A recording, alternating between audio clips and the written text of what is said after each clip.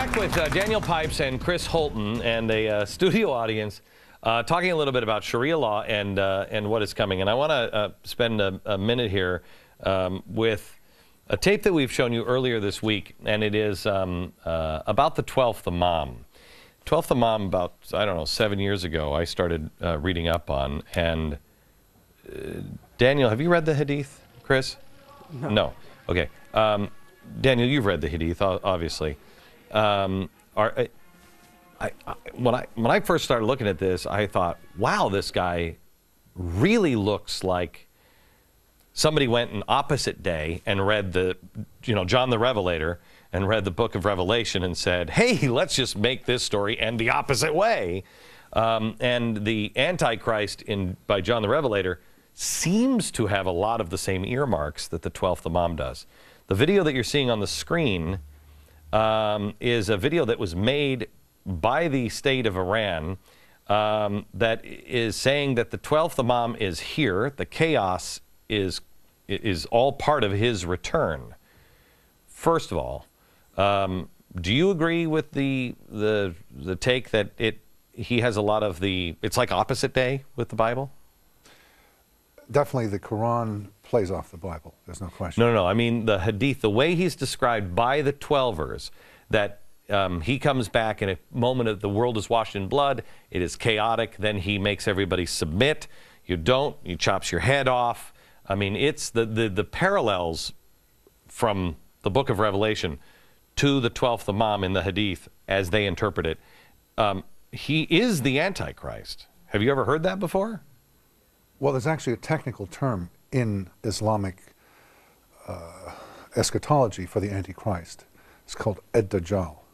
So that, I think, is the precise person who you're thinking of. Yeah, no. There are common features here. Yeah, I'm saying that the roles are reversed. Does anybody know what I'm talking about here? The roles are reversed. What Christians believe is the Antichrist, he has all the earmarks of the 12th Imam. And the one that they say is the Dajjal has all the earmarks of, like, I don't know, us. I think the really important thing here is that Ahmadinejad and a number of others at the highest levels of the Iranian government really believe this. And I think that's of enormous importance. When Ahmadinejad said this week in this tape that he has been selected by the 12th Imam to be the ruler over Iran that destroys Israel. I don't hear this reported anyplace, really. I mean, no mainstream is on, you don't see Brian Williams saying, and looks like the 12th Imam is going to crawl out a well and come back. Why? It's implausible to so many Americans that it doesn't get reported, but it is vividly important to the leadership in Iran, and it shapes their policies. This is not some abstract. So do you believe that Ahmadinejad actually believes he's talked to the 12th Imam, and you do, Chris? Absolutely. When he was mayor of Tehran, he had the boulevards, the main thoroughfares widened so that the Mahdi could come and land. Well, he might have a big car. Absolutely believes it. Do you believe he believes it, that he is spoken to? I don't know if he is personally spoken to, but the 12th Imam and the end of days are imminent, and his actions will hasten it. In the course of... When he says, "Oh Allah, help me hasten the return of the promised one," I'd like to ask both of you, what does that mean to him? Chris? Well, I believe Ahmadinejad thinks that he needs to take action to hasten this event. Which would mean? It obviously, I think of the Iranian nuclear program when I think of that, and the possibility that Iran could do something, horrible. But it is also just chaos, isn't it? Right, and that's where the nuclear weapons come in. Because if you want to create chaos, win or lose, whatever that means, using nuclear weapons brings chaos. And I think that's part of the attraction of nuclear weapons, is that this is a tool for imposing chaos like nothing else. I was made fun of by bringing up, because I don't know, I'm a Christian and I don't know when Jesus is coming back. And I have a lot of Jewish friends, and I've made a pact with them. Look, we both die. We get up to the pearly gates, and the Savior's there, and he's like, hey, I haven't been to earth yet. You vouch for me? If he's like, I'm just about ready to go back, I vouch for you. And I have no idea when he's coming, but it's always a kind of a good idea. Just prepare. How many people are Christian here? Okay. How many people think that a lot of the things, and I know it's happened a million times. I mean, the apostles were saying, Jesus is going to be right back. He just went to go get a sandwich and stuff. So how many people here believe that this feels like a time that you haven't experienced in your lifetime? That's a little disturbing. Let me go to John here in the front, and we go back to Sharia, and it's open to anything you guys want to talk about here. Go ahead, John. My question is, do you think that the application of Sharia law in a U.S. court by an American judge should be an impeachable offense? I do. Chris? Daniel? I'm with you, yeah. No, I think it's outrageous. And it's happening ever more frequently. Just a couple weeks ago in Florida, as Glenn mentioned, and there was a notorious case in New Jersey, and there have been a bunch of cases around the country where judges are repairing to Sharia and saying, between Muslims and a mosque altercation or some other circumstance, the Sharia is our guide. Well, let me hang on just a second before and maybe I'll ask you how we can stop this. But let me go to Richard. Where are you, Richard? Up here. Because you have a great example here. Is it similar to how the Amish are treated in the courts? There's a separate judicial or a separate disparity between Amish law and say, American law? There is, what is acceptable is that individuals can make agreements among themselves to follow a civil law that is different from the prevailing one, and it's not offensive, it doesn't contradict anything. These are done all the time. What's not acceptable is that say that the Amish want their law to be applied to everyone else. And that's what we're seeing with the Islamists. They want their law, Sharia, applied to everyone. It's offensive. It's on the offense. It's aggressive. And as was mentioned before, both the Archbishop of Canterbury and the Lord Supreme High Justice in Britain have endorsed this.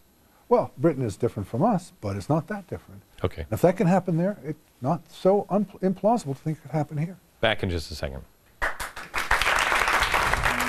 We're trying to kind of have a refresher on some of the things that are happening to our country with Sharia law and some of the things that are going on around the world. Back with Daniel Pipes and Chris Holton, and I want to go to Harry from Connecticut. Harry. Glenn, the country of Turkey is 99% Muslim. To this day, the Turkish government has denied committing genocide against the minority Armenian Christians back in 1915 when 1.5 million were massacred. Is this not an example, the first example in the 20th century of jihad against Christians and Sharia law, using Sharia law, and is it something that we ultimately need to worry about if Sharia law gains a foothold in America? Who wants to take that one? Daniel? That's a good one, a tough one. I don't think I would call it jihad as such. It was murderous, it was massacre, it was genocide, but I don't know that it was jihad as such, because jihad, the point of jihad is to spread the rule of Islam. It's not to convert people, it's not just to kill people, it's to spread the rule of Islam. The rule and therefore the law of Islam. The Ottoman Empire in 1915 was already Muslim, and therefore there could not be a jihad within the Ottoman Empire. It wasn't technically possible. So yes, it comes out of the superiority of Muslims versus non-Muslims, it comes out of the aggravations of war, but I don't think, technically speaking, you can call it jihad. Okay, hang on, just Chris, help me out, because Daniel just said that Sharia is for the spread of Islamic rule. Jihad. Or jihad is, right? Right. Okay. So then, what is, how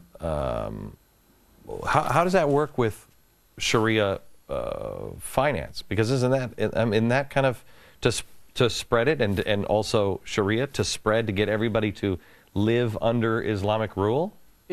Sharia finance was a concept that was invented in the 1930s, which was supposed to insulate the Muslim world from the West.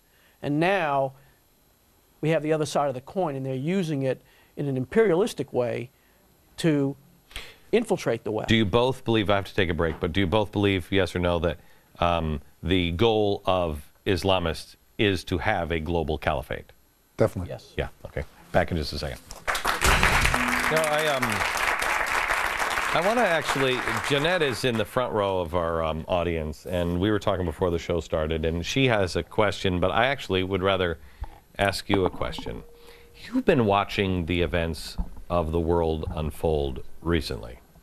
I can't imagine how it must feel as a Jew seeing the radicals all start again, the communists and the socialists and the jihadists all around the world. But let me ask you this. In World War II, Jews had some place to run. And I've only got a couple of seconds. Do you feel there's some place that is protective? You know, we used to think that Israel was it, but Israel is also surrounded by terrible, powerful enemies. All right. And now the only friend that, you know, the Jews could at least, you know, count on is no longer, I mean, in my opinion, is no longer there. All right, America, this is what I said earlier this week. First of all, you have to know exactly what you're up against and what you believe. And then check what side you're on. God will not hold us unaccounted for. He will account for each one of us. And I don't believe in collective salvation. Barack Obama is not going to be standing next to me at the judgment seat. You better figure out the difference between good and evil and stand up. I can't imagine what it feels like to be a Jew today. And there's got to be a safe haven. It has always been America. It should remain that way. And if it doesn't, we're in more trouble than I thought we were in. And I thought we were in a lot. Back in a minute. I want to thank you for watching this week. I want to thank you for listening and being there and actually trying to figure things out. I urge you to do your own homework. I urge you to get involved and stand together with like-minded people. America will survive. Freedom will survive as long as good people stand up. From New York, good night, America.